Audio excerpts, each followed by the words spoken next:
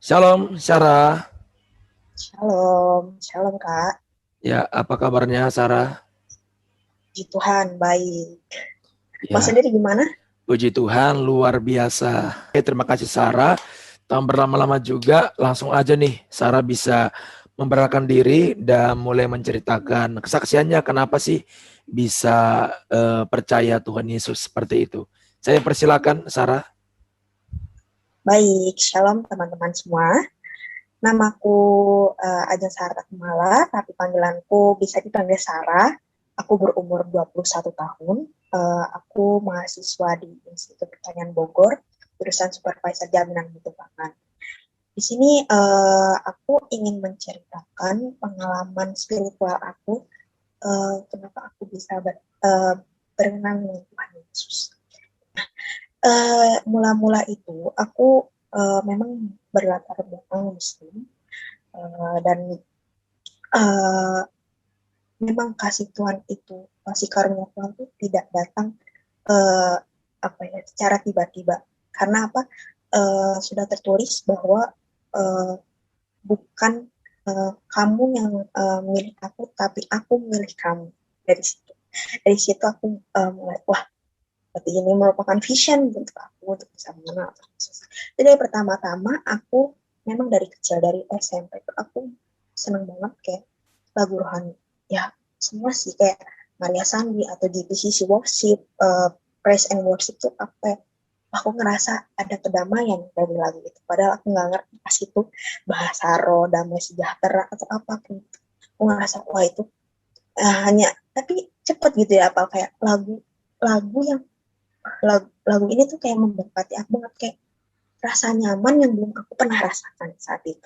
Nah, aku tapi dari situ juga aku mulai mengenal kayak apa sih Kristen itu, uh, kenapa sih mereka percaya bahwa Tuhan Yesus. Terus aku suka mendengarkan khotbah, nggak selalu sih, jadi kayak masih bolong-bolong tapi masih kayak sering wah khotbah, kasih karunia bagaimana, kasih agape gimana, semuanya aku dengar. Dan dari situ aku mulai wah ini tuh benar-benar suatu apa ya, suatu bukan mujizat, suatu kebetulan. Kalau misalnya kita mengenal mengenal orang yang belum kita kenal kan pasti ih apaan tuh, tapi ini kayak aku pengen kayak berangkut, wah kayaknya ini benar-benar jalan tuh, aku kayak sepertinya harus belajar. Di sini setelah aku lama SMP kan berarti sekitar lima tahunan ya aku belajar, ya mungkin masih bolong-bolong. Aku belajar dari teman-teman aku yang Kristen, apa itu Kristen, apa itu Roh Kudus, apa itu damai sejahtera, apa itu semuanya aku belajar belajar mengkaji terus, dan akhirnya mimpi itu datang. Pas itu uh, aku tuh dalam kebingungan, jujur aku dalam kebingungan, dan aku maksudnya Islam, Islam yang kalau dibilang taat, maksudnya aku aku melaksanakan sholat. Aku ingat pas itu aku sholat, setelah sholat aku berdoa pakai cara yang aku cara Islam ya. Aku bilang, ya Allah, kalau memang kau benar-benar uh, Tuhan yang menolongku, tolong dong. Aku merasa selama ini aku memang menjalankan uh, apa yang engkau kehendaki, tapi kok ada rasa kosong di dalam keimanan.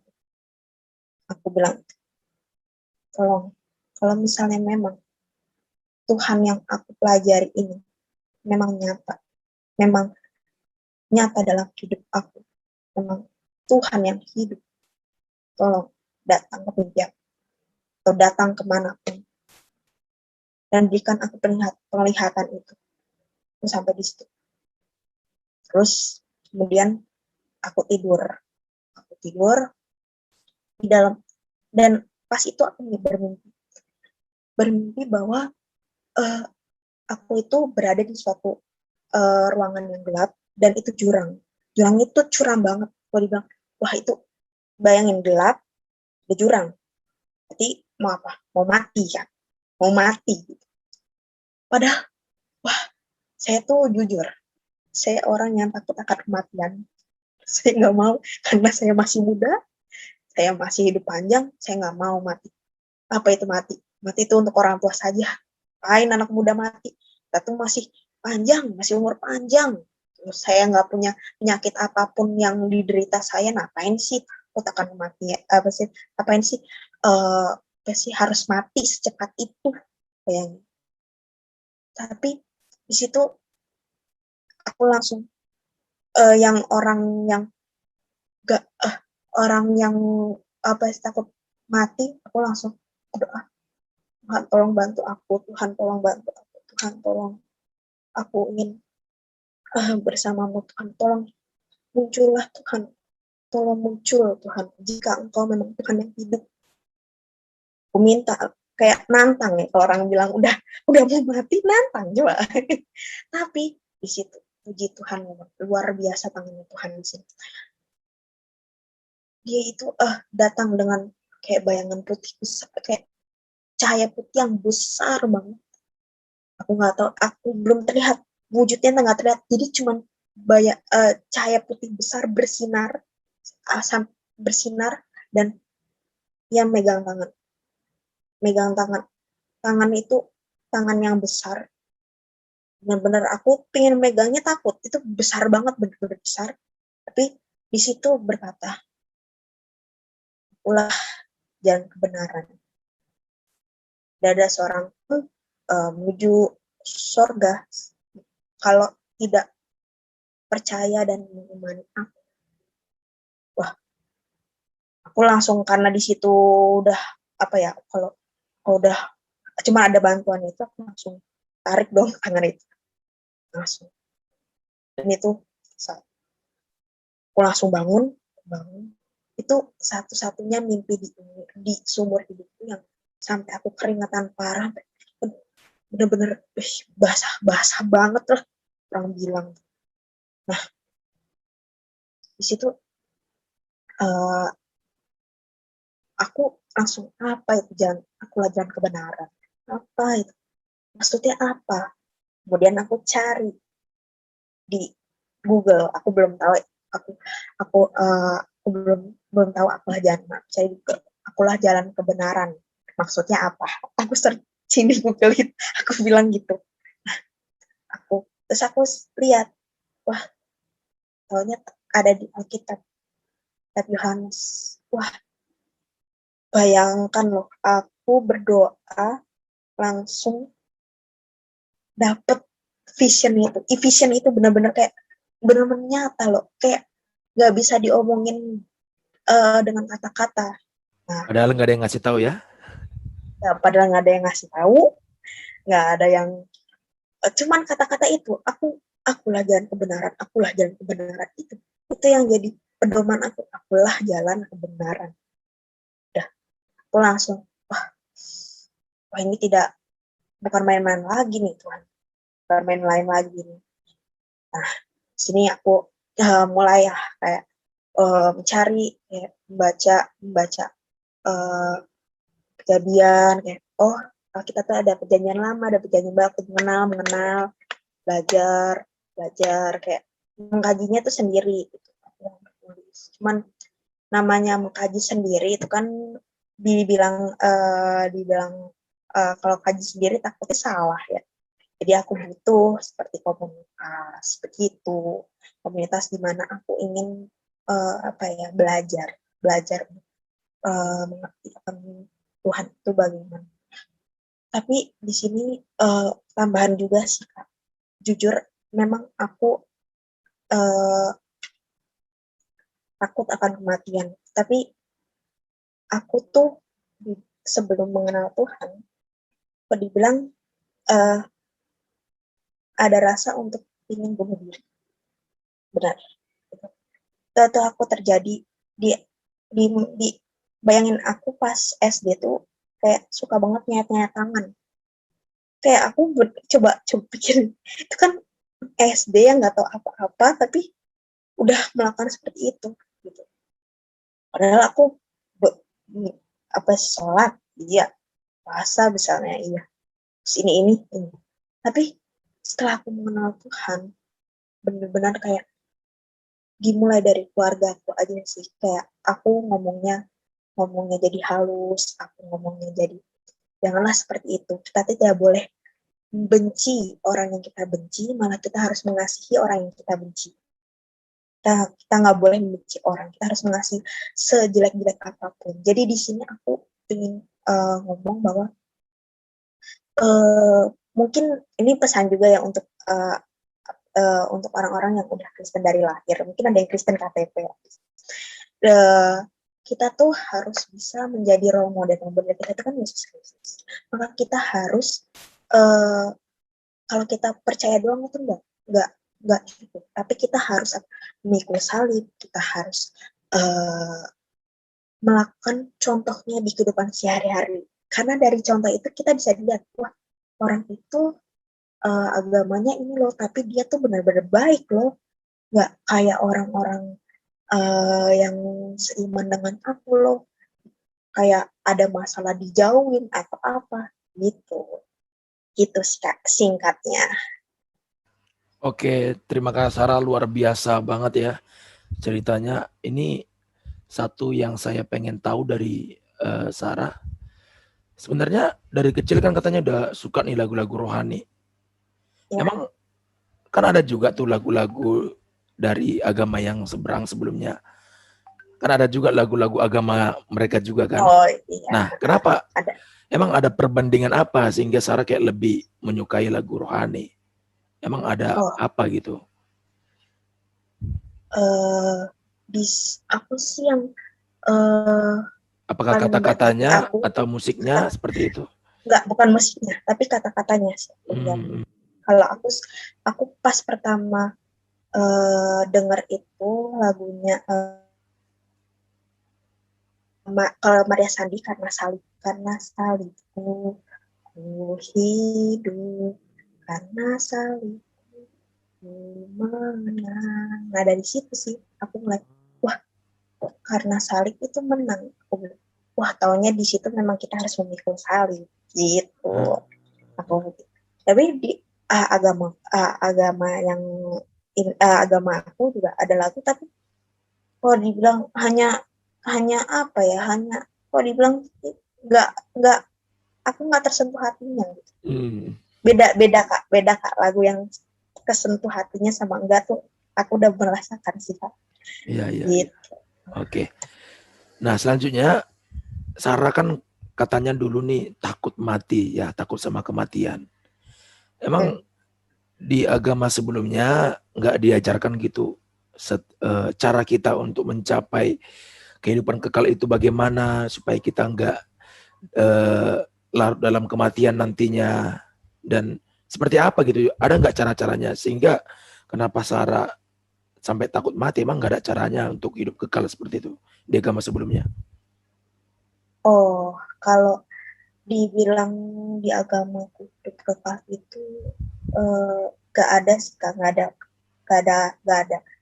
kata-kata itu. Tapi yang setahu aku kalau di agama yang sebelumnya, agama yang aku anut yang sebelumnya itu, bahwa kalau misalnya kita itu mau beriman, kita harus melaksanakan kayak zakat, puasa, kayak apa sih, sholat kayak gitu.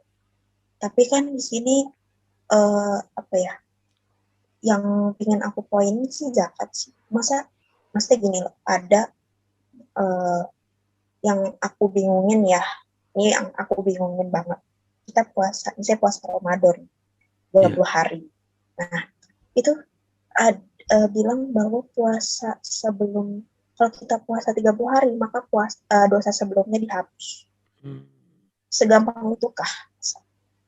Masa ada dosa dihapus. Itu sih yang aku bilang yang agak nonsen. Iya. Agak nggak apa ya, maksudnya ya kalau dosa memang manusia itu udah masuk dalam dosa. Di agamaku Adam dan Hawa kan kalau di Kristen kan makan buah pengetahuan yang baik dan buruk. Kalau di agama Islam dia makan buah kudi, dia udah masuk, udah terjerumus dalam dosa kok. Jadi gampang banget ya menghapus dosa dengan puasa 30 hari saja gitu. Dengan perbuatannya sendiri ya bisa dihapusnya ya. Nah, Jadi gitu sih dari itu. Jadi emang kamu dapat apa gitu setelah kau percaya Tuhan Yesus? Emang kau dapat apa? Ada nggak sesuatu hal yang baru mengenai hidup kekal sehingga kau nggak takut lagi mati gitu? Wah, banyak banget sih Kak. Kalau di pelajaran yang aku dapetin banyak dari mulai perkataan kayak aku tuh orangnya tuh temperamen jujur, tapi setelah mengenal Tuhan Yesus ada ini loh, kan menitik beratkan Pak, iman, kasih dan pengharapan itu yang terbesar, kasih kan, kasih. Iya. Nah itu dari situ, wah berarti kita harus mempunyai kasih yang benar-benar besar. Kita harus mengasihi siapapun, apapun itu, mau dia membenci kita, meludahi apapun, ya kita harus mengasihi dia. Karena apa? Mereka sama kita sama loh manusia, ya kita harus apa sih, harus kalau Tuhan Yesus aja rela mati di kayu salib, masa kita yang diludahin aja langsung gebuk-gebukan gitu kan. Itu yang pertama. Yang kedua, setelah aku terutama masuk komunitas sih, mungkin aku setelah masuk komunitas tuh teman-teman tuh kayak membantu aku untuk belajar apa itu firman Tuhan. Dan yang ketiga itu puji Tuhannya, aku sering banget kayak mimpin doa, terus kan biasanya ada sharing-sharing firman gitu. Aku suka kayak aku dong Kak sharing firman gitu. Kalau Kakak bisa nanya Kak Gede aku gimana kalau di komunitas gimana gitu sih Kak. Jadi benar-benar apa ya, impact-nya tuh luar biasa gitu loh. Kayak wah ini benar-benar perasaan yang gak pernah aku rasa sebelumnya. Oke. Gitu.